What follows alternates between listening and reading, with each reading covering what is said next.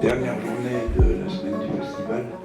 Vous savez que normalement on ne parle pas de Notre-Dame de Paris à un Amiénois.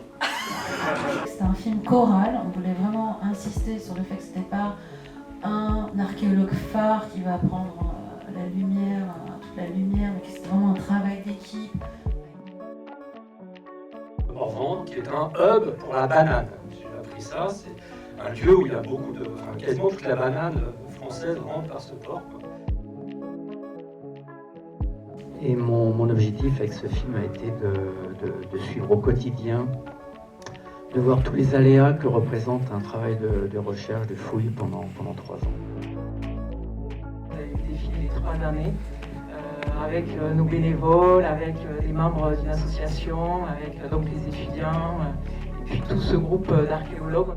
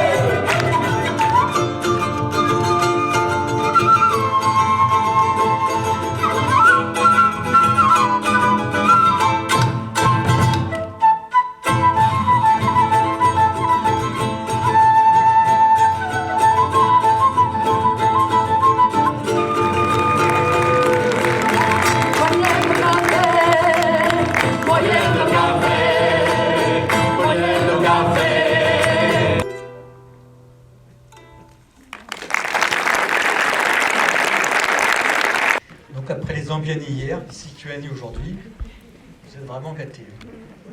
Ce film, c'est aussi une façon de réfléchir au pouvoir des histoires et à leur impact politique. Bon, qui dit festival dit palmarès, qui est attendu par la fois les spectateurs et quelques réalisateurs. Donc j'appelle maintenant l'ensemble du jury du Festival du film d'archéologie, de sa 18e édition. Donc Iliam, Adèle, Géraldine, Jean-Marc, Léon, Brigitte, Arnaud, Daniel, Isabelle, Philippe et Véronique. Et Anne-Marie, pardon. C'était pas facile.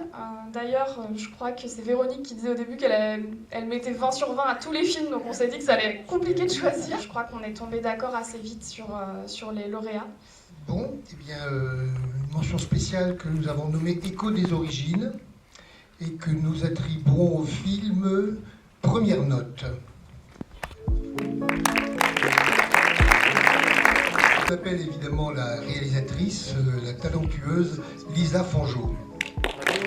Votre magnifique film, parce que c'était avec une immense joie que je me tiens devant ces spectateurs pour vous ce soir, pour rendre hommage à un film que nous avons jugé exceptionnel. C'est un moulage d'une tête qui était découverte dans le sanctuaire de Rémemont-sur-Ancre et qui est fait par le Centre de conservation et d'études de Rémemont-sur-Ancre. Et ça va, c'est une pause.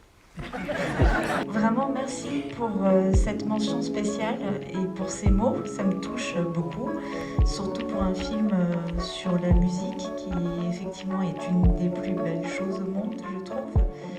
Le prix Georges-Pierre Ouamant, attribué au film faisant ressortir le mieux l'aspect aventure humaine de l'archéologie.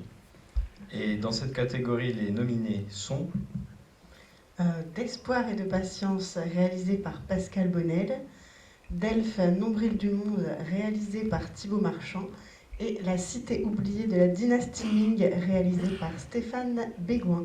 Et du coup, le vainqueur est...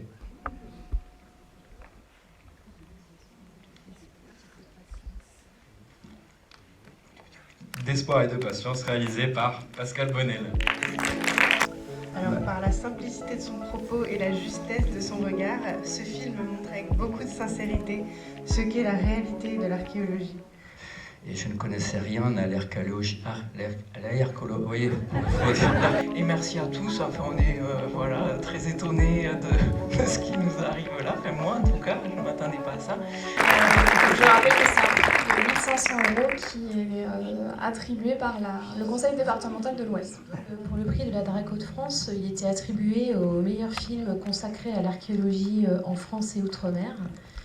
Donc les documentaires nominés sont Chauvet, Voyage aux origines, réalisé par Guy Padovani, Dans la peau des premiers paysans français, réalisé par Stéphane Jacques, et Enquête sur la tombe du dernier prince celte, réalisé par Marion Marron. Et le prix est attribué à Dans la peau des premiers paysans français, réalisé par Stéphane Jacques. On souhaitait vous remercier pour ce film qui retrace une incroyable odyssée humaine. Donc, ce prix est financé par la DRAC Hauts-de-France. Il s'agit d'un prix de 2500 €. Et merci beaucoup, je suis très touché. Et... Alors, je suis tout seul, bon, tous les réels pourraient dire ça, mais il y a une telle équipe derrière. Je suis très ému. Merci beaucoup. Je vais remettre le dernier prix de cette soirée, donc le grand prix du festival.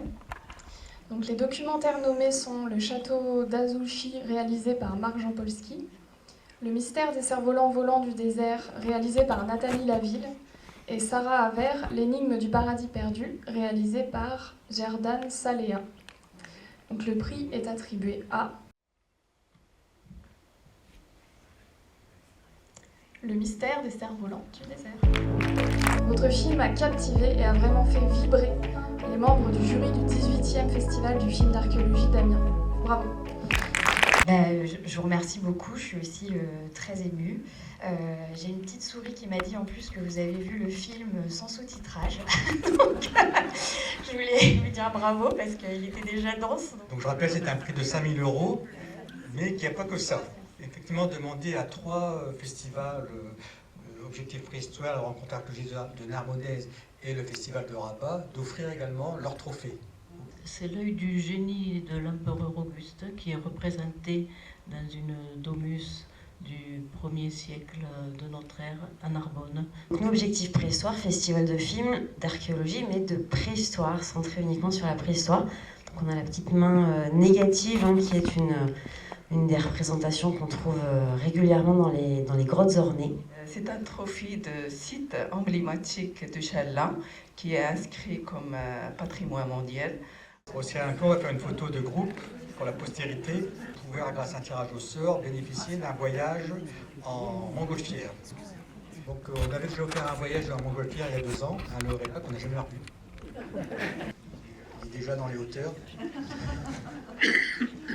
Donc voilà, je vous remets un vol en montgolfière, offert par montgolfière.com et le défi Jules Verne.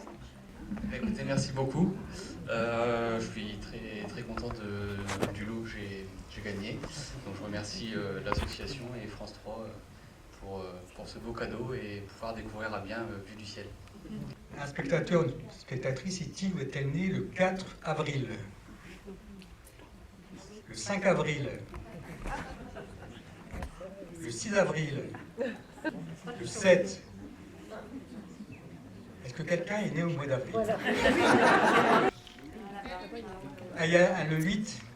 Voilà. Donc, il y a le choix entre 10 repas à l'édito mais à Amiens ou ce qu'il y a dans cette boîte. Donc vous avez le droit à un menu à 25 € pour les disques, qui fait 2,50 € par...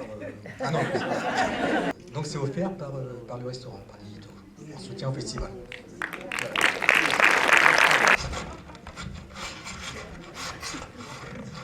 Voilà. Maintenant, on va faire marquer les mots d'adieu, on va vous inviter au... Je crois qu'il est d'usage de dire merci. Je pense que c'est mon épouse qui va être ravie. Bon, j'aurais peut-être dû prendre les repas.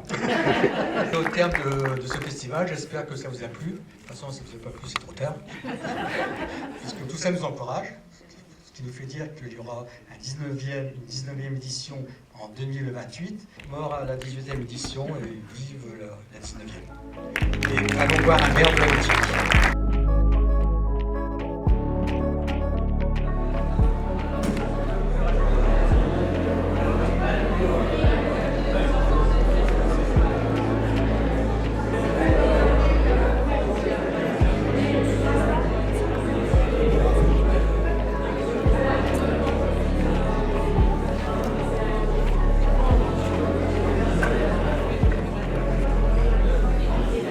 Je suis membre du jury du festival du film archéologique pour 2026.